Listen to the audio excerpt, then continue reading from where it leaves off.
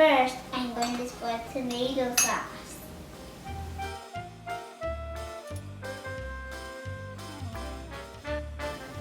Now, I'm going to sprinkle cheese on top.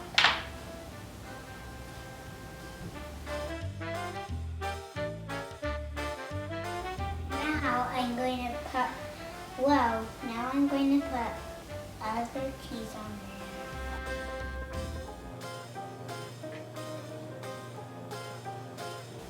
Now I'm going to put the pepperoni on top.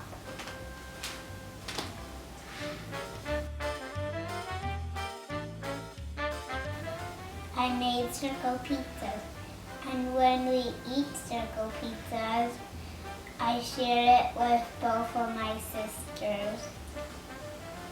These are circle pizzas because they're circled and are pizzas. The circles are the tortillas, and